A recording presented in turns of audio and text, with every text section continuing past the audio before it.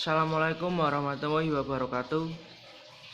Perkenalkan, nama Aldi Prastio, NIM 119032. Di sini saya akan menjelaskan peradilan agama sebagai pelaksana kekuasaan kehakiman. Poin pertama, pengertian peradilan agama. Yang kedua, apakah peradilan agama termasuk ke dalam peradilan Islam di Indonesia?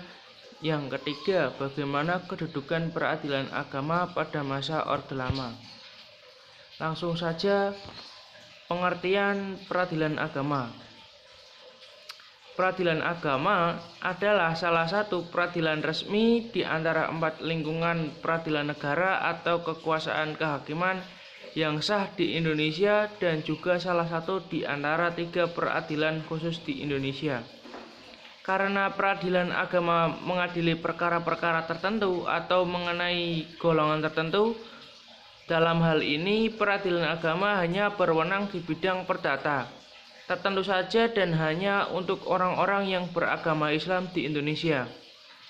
Peradilan agama secara nyata sudah ada dan tersebar di berbagai daerah di Indonesia sejak masa sebelum kemerdekaan Republik Indonesia dengan beraneka ragam sebutan istilahnya, seperti rapat ulama, raat agama, mahkamah Islam, mahkamah syara, pristerat, pengadilan padri, Goddistenbed, Mohammed Medan Saigot Disbemted, kerapatan kotli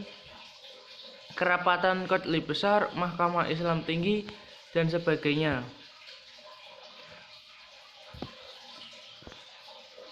Peradilan agama adalah peradilan di Indonesia.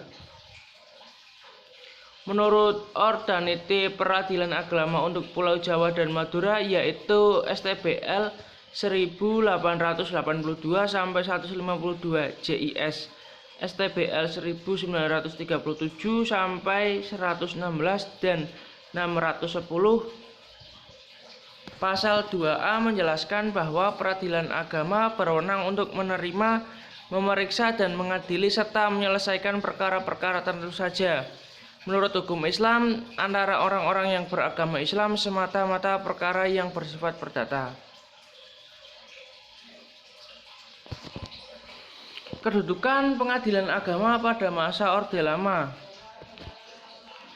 Para ahli hukum sejarah sepakat mengakui bahwa peradilan agama di Indonesia sudah ada sejak Islam masuk ke bumi Indonesia pada abad ke-7 Masehi atau abad pertama Hijriah.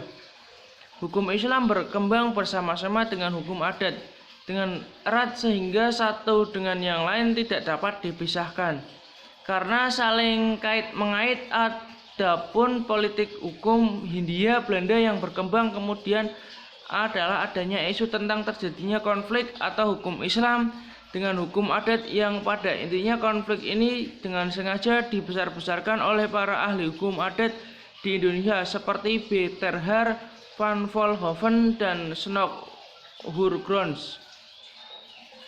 Itu saja yang bisa saya sampaikan. Sekian, terima kasih. Wassalamualaikum warahmatullahi wabarakatuh.